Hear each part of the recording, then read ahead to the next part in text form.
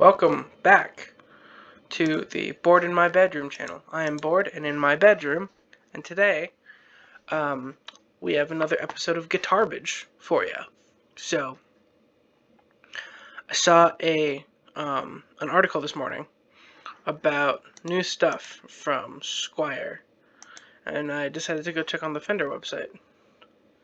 And the first thing I see is these. I think these are Mexican models because they're not like super expensive, except for these. These are really expensive.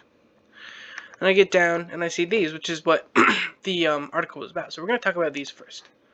So let's run through Strat, Tele Jazzmaster, and the two basses. And there's both vintage and gold editions. I don't know if there's any performative difference between them. I can't imagine that there is much of one.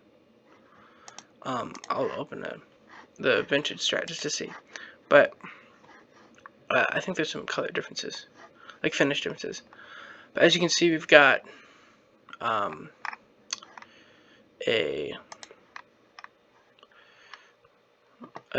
Niato body. I've never heard of that.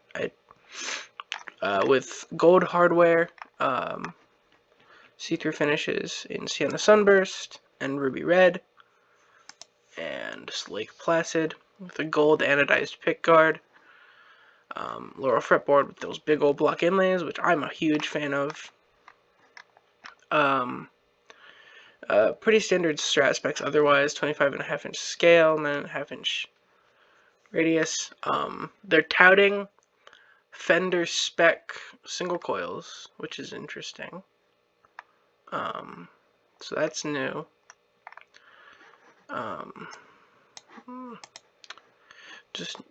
Pretty standard Strat stuff. It's just an anniversary model, which is why it's $600. I'm not going to be picking this one up, or any of these, I think. I like the way they look, though. This, especially. I'm a big fan of the black and gold. Sherwood green is pretty good, too. But, yeah, pretty much the same. Just a Tele with gold hardware and Fender spec pickups. I think the biggest difference between these is the body shape and the fact that we have a Jazzmaster in the first place. Jazzmaster comes in Olympic white with Placid, and it has pickguard, gold hardware, block inlays, Fender spec, single coils. Which actually I need to give them the critical. Yep, those are Jazzmaster pickups. I know in the past when I've said, oh, they're not Jazzmaster pickups, they're P90s or whatever. People have been like, they're not P90s, they're Jazzmaster pickups. I know, but the difference between a Jazzmaster pickup and a P90 is that the Jazzmaster pickup has the solid pull pieces, and a P90 has the screw pull pieces. I don't know how much of a tonal difference that makes, but it's definitely aesthetically different enough. And Jazzmaster pickups are supposed to have solid slugs, so they decided to get legit with this one for some reason. Worst bridge design. Yeah. Then we've got Precision Bass and Lake Placid and black, which I really like this look, actually. The black and gold, again, big fan. Gold hardware, Fender spec pickups. There's not much I can say because it's not like the biggest difference. Vintage edition.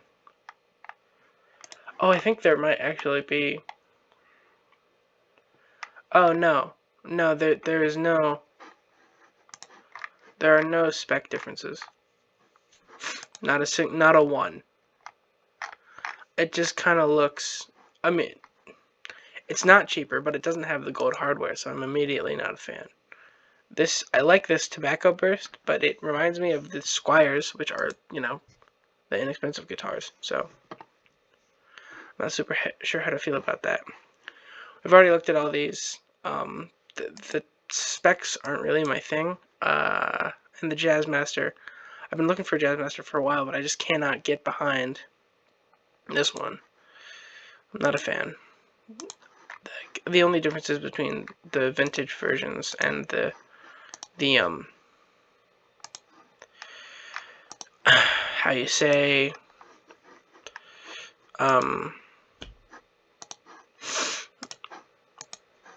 the the the gold edition is like the finishes. So we've got Telecaster in classic blonde, which looks really good actually. I really want a blonde telly, but I'm not paying $600 for a Squier blonde telly. That's for damn sure. Got that. Got the mocha, Dakota red. If I sound a bit weird, it's because I'm like kind of just waking up. We got blonde and Dakota red. I don't hate the blonde, but like gold on a base has always looked kind of weird to me. And these all have maple fretboards, which I'm not a fan of in general. I like the seafoam for the Jazzmaster. Again, Desert Sand, gold on gold, not my thing. Jazz bass in satin seafoam, and the big old tobacco burst, essentially. Now, I was scrolling through this page on my phone, and when I got to these headstocks, I was like, what? What are these? They've revamped and re-released a few new models for the Squier Contemporaries line in new finishes, and there are two completely new models. So we're going to take a look at these because I'm very, very psyched about these. First one is one we already had, double active jazz bass, but I think the new pickups, these are the new like SQR pickups. Not sure how much of a difference that makes, but these come in new finishes now too. Let's see here where, yeah, the normal jazz bass, the 4-string comes in this color, which was formerly only available on the weird Strats with like the here. Let me just on these with the not this one. Bad example. Yeah, on this one and the Jaguar, which I still want, but I'll get it at some point. But yeah, new finishes on that. Roasted maple fretboards. I didn't. Let me compare the pickups because I'm not actually sure.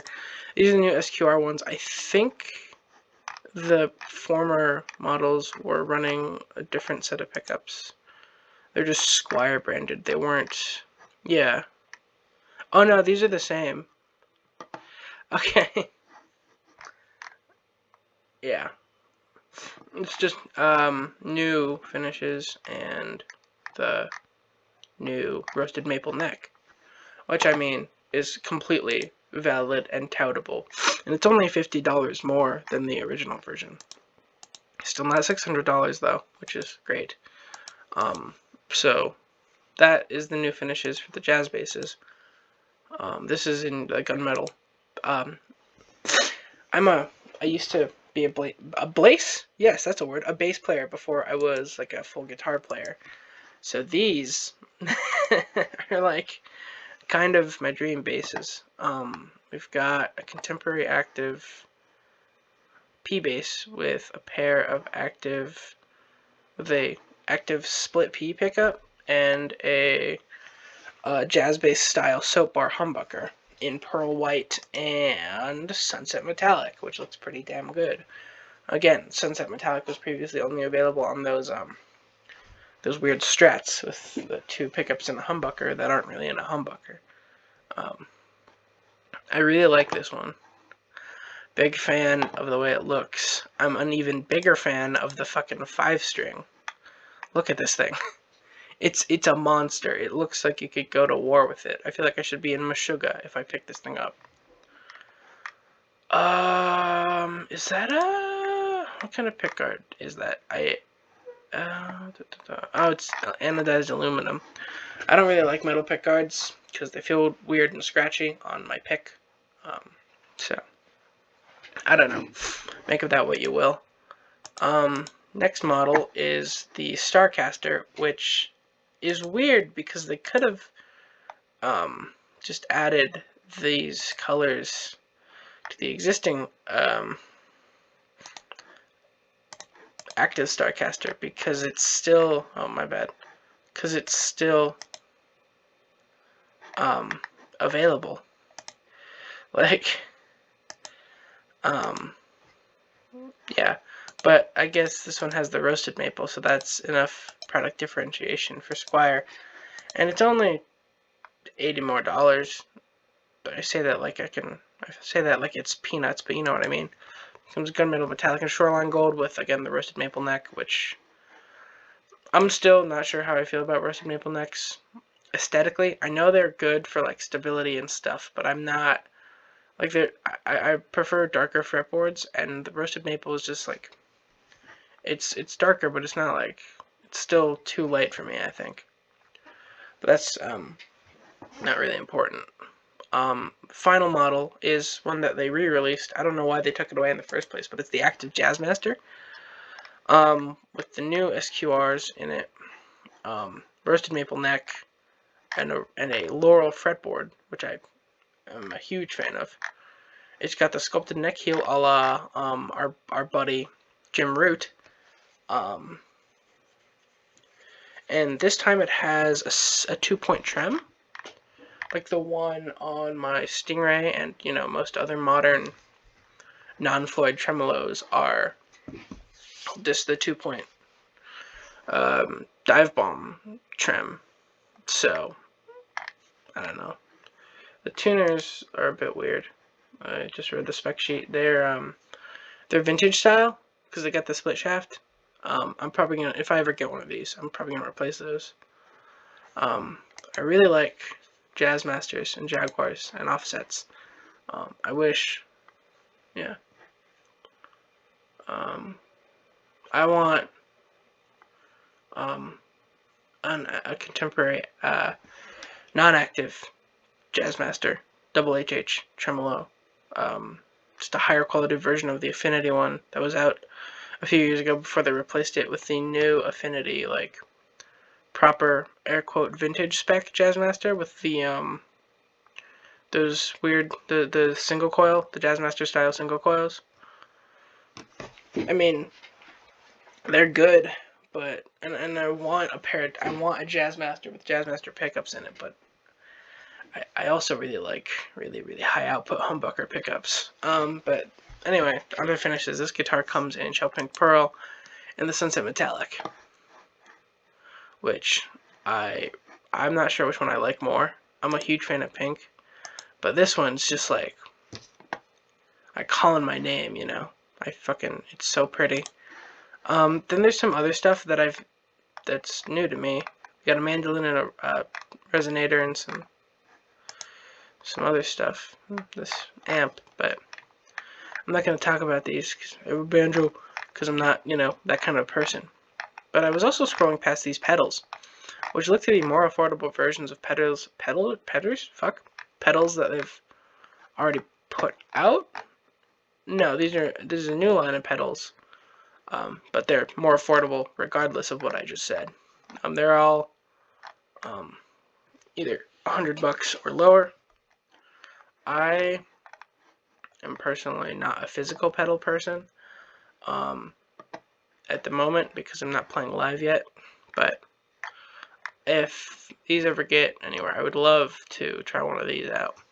But my dream drive pedal is still the Horizon Devices Precision Drive, but that's not what you came to this video for. If I'm gonna get and demo any of these, it's probably gonna be the Active Jazzmaster, because I missed them the first time around, and they're not like expensive, I don't think, or I mean like on the used market or whatever compared to their original price. But I'd still like to try the new one, see how the 2-point trem holds up compared to mine. And this one has 22 frets instead of, for some reason, the old ones had 21. But because it's contemporary, they're like, oh, we gotta have more frets so they can shred higher, which, I mean, fair enough. But I want Patrick Hunter to demo one of the new precision basses. That would be the dream. I think he should do that. The Starcaster is a little bit out of my comfort zone. I'm not like a super big fan of it, but if you put one in my lap, I would play it. Honestly, I'm less of a fan of this version of the Starcaster, and I would absolutely die to own a vintage style Starcaster in mocha or walnut especially. Natural's gross, but like Look at that color. I know I'm not usually a fan of maple fretboards, but something about that color and that neck together just works. And I think it's because it reminds me of like old Telly Deluxes. But you know, semi-hollow and with a 25.5-inch scale. Not that Tellys didn't have that. This is the semi-hollow that I would want if I were like in a ska band or pretending to be Chris Cornell.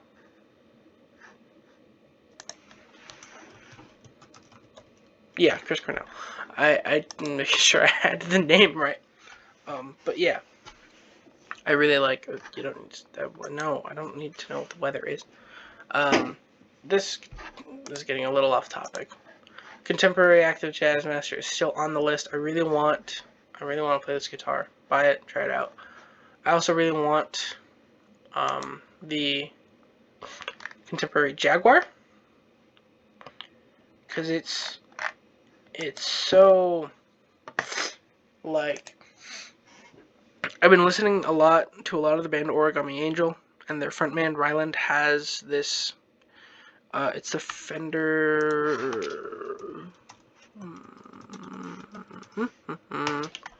I believe it's the Modern Player Jaguar. No, that's not correct.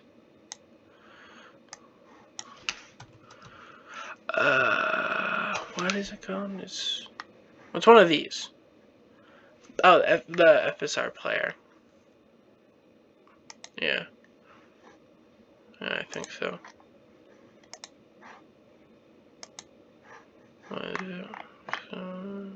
Yeah.